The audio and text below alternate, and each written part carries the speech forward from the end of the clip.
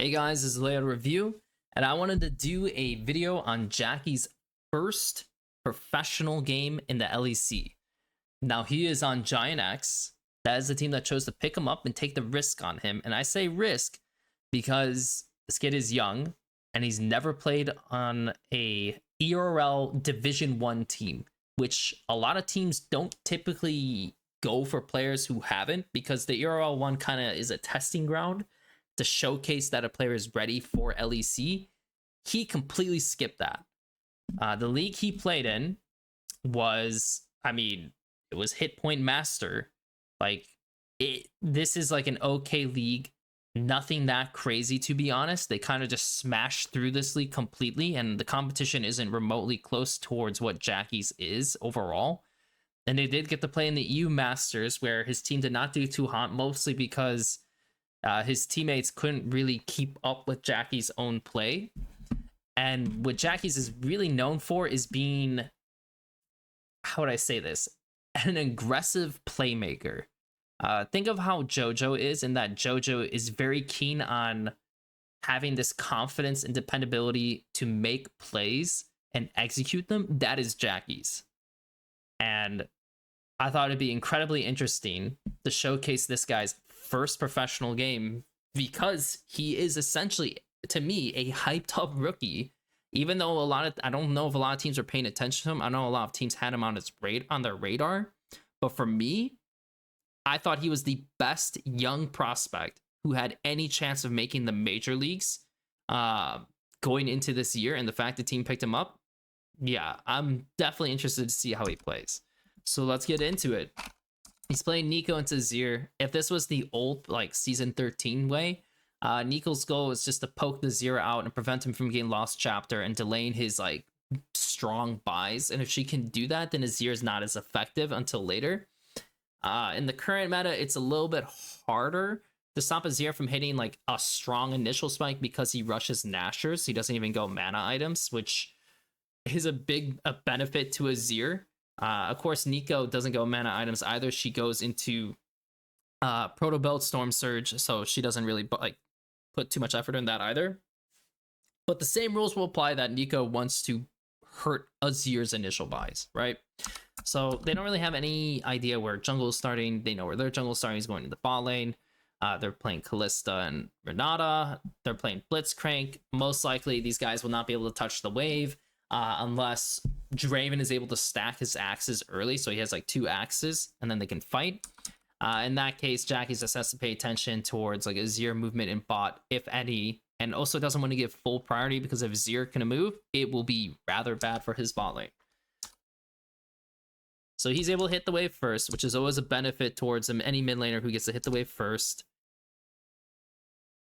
doesn't have to throw the Q right away, but he tests for it, whatever. This guy pops his second soldier up, so now Jackie's feels like he can move up and contest. Azir gets hit, great, gets the Comet proc. They keep dancing. Azir moves up too far, so he's going in and out here, back and forth. Azir moves too far, he identifies it, and then he goes straight in. So it's a great little initial trade by Jackie's. Gets another Q proc, awesome. Even wave, not bad at all. So now this is the one where I have an issue, in that he throws his Q for more damage on Azir, because he's trying to delay this wave coming in. Well, he obviously wants to delay the wave coming in, and also if he gets Azir low enough, then of course Xin Zhao can cross and go for this. At the same time though, which is happening on this map, as you can tell, these guys are actually not doing too hot. They're clearly control is in enemy bot lane, who's going to hit level 2. Blitz can't do anything. They need to be worried about possible dives and stuff like that. So Jackie's focus should be on the wave. So if he threw his Q here versus on Azir, which Azir dodges, he can fight for the level 2, right? And that would be a big benefit towards him and his team. But we'll continue. So Azir goes for his poke because he's level 2 first. So he does his WQ. Jackie's now has CDs up. So Jackie's goes for a Q. Gets another Comet proc. He actually walks back in, which, let me show it right here. Because it's always nice to see how a player moves. It's not just how they use their abilities, but how they move. So He gets this, goes in and out again. You notice he went in and he went out and he got an extra auto on Azir, which is awesome. So from a movement standpoint, just in the first 2 waves, Jackie's is moving better than Azir.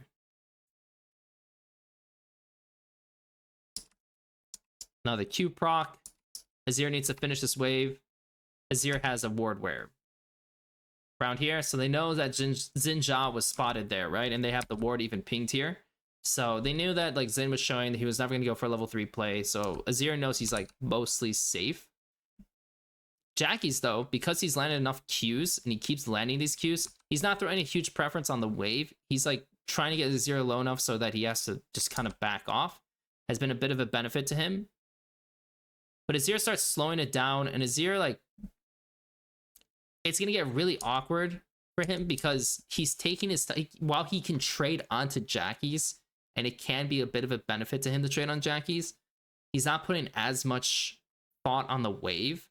So he's like in 2 different worlds, let's say. And that's kind of hurting his game and his team's game. Whereas Jackie's, notice Jackie's is kind of realizing this. So Jackie's is like, oh, well, this wave is not going to come in. So like we're safe on that side. And he's throwing aggressive, like moving in, throwing an E, which you don't see a lot of Eagles just throw E's like as is at times, especially because, you know, they don't have infinite mana. But he's being very aggressive on these trades and making Azir like kind of think twice on a lot of these situations. So if I go to this wave 3, you know, he's already ate a bunch of damage. He has 1 pop being drunk. You know, he gets hit by Q. At this point, he could just focus on the wave, and it's good for him. Like, it's actually really good for him to just focus on the wave, get this in, and he actually could be backing up this play a little bit. But he goes for the poke damage, and Jackie's is like, okay, sure. And then that's why he goes for this aggressive E. I mean, if he hits the E, Azir is screwed completely. And this wave stalls here. And so, of course, this guy dies here. Dagless is dead. So now Jackie's is like, okay. I mean, their jungle's dead, so you're not getting any help anytime soon. Your support's not going to come. And he's just completely putting it in. You know, like, he's forcing this guy back. And, of course, by autoing him, he actually pulls the wave because they're aggro to him. So now he's pulling the wave, and the wave is stuck here. It's stuck in front of his turret. And now he has successfully, effectively, won his lane. He's a rookie. And he's playing pretty well based on the knowledge he has on what the other team is doing, and then what his opponent is doing. How is his opponent like actually approaching the wave in the trades? Now this is where it's going to get even worse for Vethio, because you're going to see Jackie's, he doesn't take a base TP, he's half HP. So the first thing you think is like, okay, he's just gonna, you know, I'm gonna push this wave in and he's gonna collect it in base, right? No. So Jackie's still gonna contest forward. He's gonna eat some poke. His jungler's not even here. His jungler's showing bot lane for this situation here. So Jackie's is half HP, contesting this wave, pushing it in. And you know where the rel is? The rel's on Crab. Ideally, the rel jungle would be on mid wave. I know she had to do her topside camps, but ideally you'd be poised to actually screw with them mid just to see if you can stop this guy from getting in. Because him getting in absolutely blows since Azir already TP'd. Now Azir, he could try to burn this wave, but what's going to happen is Jackie's most likely would freeze it with his W.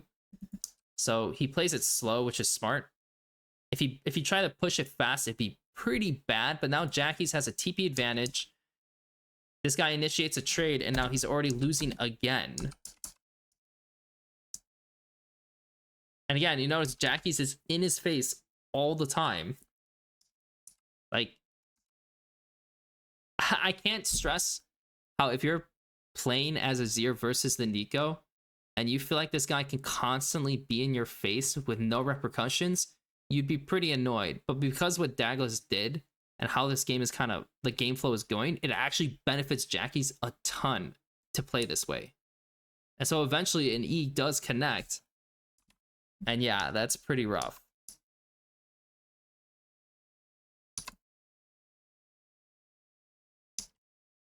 So they skip the grubbies because if you do grubbies early, sometimes it can be pretty bad. You notice that there's a situation happening in bot lane where, once again, they could be dove. And because Jackie saved his TP, he's actually able to TP in here and assist in the play. Now, of course, was he actually, like, was it required for him to be here? No. But it's still good that he was thinking of being a part of the play. Because again, he is a rookie. Like, if a rookie is already thinking about and using the advantages they have to benefit their team, I'm pretty happy. Like, I'm really happy if that's like how he's already progressing so early on. So he gets a award for his team. Cool, right? He's looking at top side because he's like, well, it's pretty spicy. They're on bot side. I'm going to take this wave. I'm going to go top. Now, this is the one thing I have an issue with in that. So he doesn't know where jungle is, right? Mid is here, Azir's here. His bot lane on a fresh reset, going for the wave. These are already gone. Yes, this is a play. Ideally, you know, he wouldn't go back this way. Like, this is very dangerous to go back this way to his team side. And he could just sit here and kind of wait to see how the plays. He could throw his W here too, just to make sure. But don't go back this way. But the idea that he came up here ahead of his team to kind of cover this guy. Again, he's using his push while his team secured this.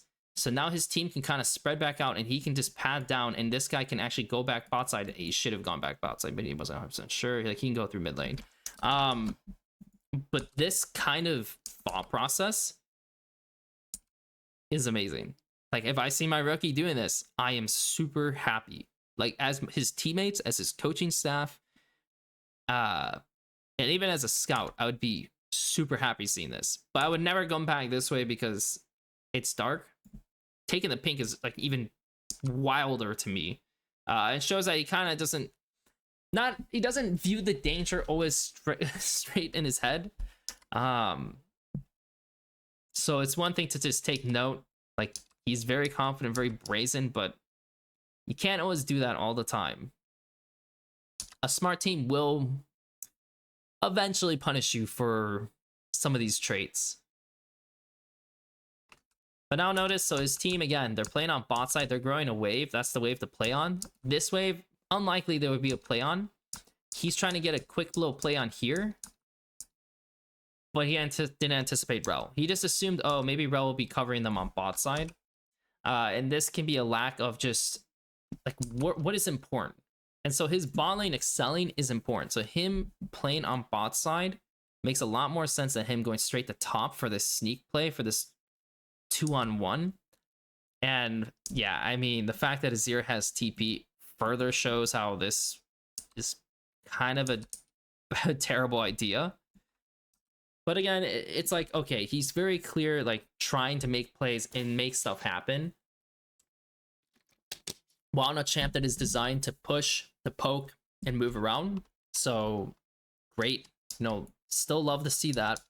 Ideally, he would have, you know, just like I said, play on bot side and keep things simple. Because as a rookie, you can be creative and be an incredible player while being creative. But I also do believe it's good to get a whole foothold of, like, how major leagues are done, how they're played, like the flow.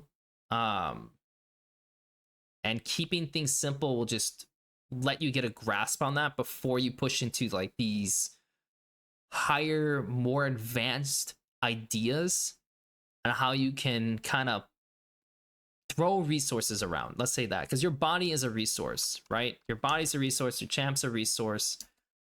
So you need to make sure that really counts. So he bases, he has TP. They get into a situation, and so he TPs. So while his play top was not the most ideal, and of course, you know, this play is also a little, I would say it's a little hopeful, because the Zir should be saying, well, this guy's not back mid yet, like, just be careful bot, because, like, they could be making a play. And he does actually get a 3-man and benefits heavily from that situation. So it does play a bit on Vit being bad, but you know, you got to sell it as the bot lane. And him sacking the way he sacked typically would not be good, but he made it worse though. So you push through, you know, we're just going to have this game kind of play out for a bit because at this point, a lot of the situations that are going to occur from him making 1 or 2 big plays. And that's all it takes, you know, for a rookie or for just like for you to affect the game is to make those 1 or 2 big plays in the mid to late. You're going to notice he gets team support, game progresses. His team is kind of vibing. His Draven has good kills. Top side is pretty even. And then you're going to notice this play here. Again, you know, he's on side, so he's making sure he's getting farm, which is always good. This farm is just donezo from the laning phase, so it's not actually coming from side. And of course, a lot of rookies do sometimes give up farm in side lane, which is pretty terrible because in the end, gold is, I mean, getting creeps is gold. It is income. It is resources. That is what League is all about. So he's going to get a little flank TP behind off this ward. This guy's going to stall him out. So really good job by Douglas to kind of keep this guy out of the picture. At this point, the play should be done, right? Like, Peach is going back in. He's like, okay, I'm going to fuck with this guy. But they're kind of still splitting up a bit. It's like, oh, shit. Jackie still has R. And he finds them. And Jackie's helps turns this whole situation around. So that is the second time now in this game that he's had a huge R, a huge presence to turn a fight around because he sees that opportunity. And that's not easy to find in a player. A player who's very willing and sees these opportunities. This one is a little unfortunate. So this one, he has his R. The fruit is actually what's going to screw him over. Ideally, he just needs to move with his team because he's thinking of getting a flank. But if they're already initiating here, he's too late. He needs to move this way. So if he's moving this way, he could also take the blast cone and hop over. But regardless, he just needs to find a way to get it in. And of course, you know, if you're trying to really anticipate this really big rain, yeah, you know the Renata R is going to come this way. So if he can come across this way and then leech onto them here, it's good. But generally, this fight is like kind of lost from the get-go, even without his presence. Like, maybe he can flip it around, but it's going to be hard. So not really his fault. Like, he could have played it better, but not exactly his fault. You know, we advance further with how, like, the teams are farming. We're going to get into another situation where they're contesting a dragon. You see the Renata R is gone. He's kind of just playing peel back. He's not trying to do anything crazy. He has flash, but it's like they're just fishing for 1 kill. And sometimes players will be really, how would I say this? Players will be really conservative on saving their ultis at times. It's good that he actually just tosses this out and just tries to do the damage he can. Because keep in mind, if Aatrox gets resets, that's also a huge benefit to Aatrox because he has a ton of healing. And so they actually end up turning this around versus Jackie's trying to go for the big, you know, like 3-man, 4-man. Like, he's not always thinking about getting the biggest, the hugest play he can possibly get. He's also thinking, what does my team just need in this situation?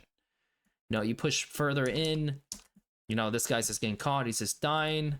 Push further in. We're contesting another mid wave. They have Baron. They're clearly doing well, right? Jackie's disguises himself. They kind of anticipate it. Not bad. You know, again, it's the rookie who's starting the play, which is cool to see. You push a little bit further. They're able to save the game. Jackie's has another TP flank. This one's a little bit easier to find and do compared to others.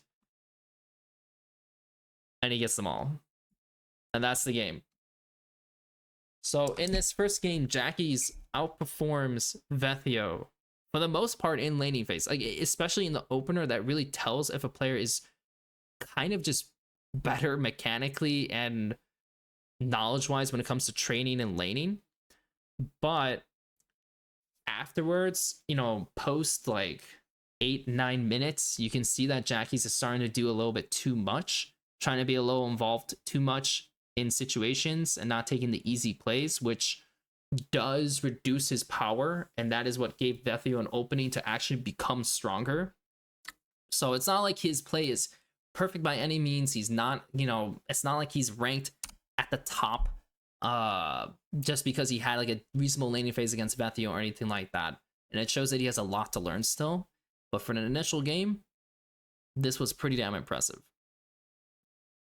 Especially because it's not like he's sitting around a roster that has like titans. You know, Odoamne is good. Peach is not bad. Patrick is okay. Ignar, he's fine. But he doesn't have like a G2 squad or some squad to like really prompt him up or anything like that. So the fact that he's that confident on a squad like this to do what he's doing, really exciting. Thanks for watching. Make sure to like and subscribe. See you later.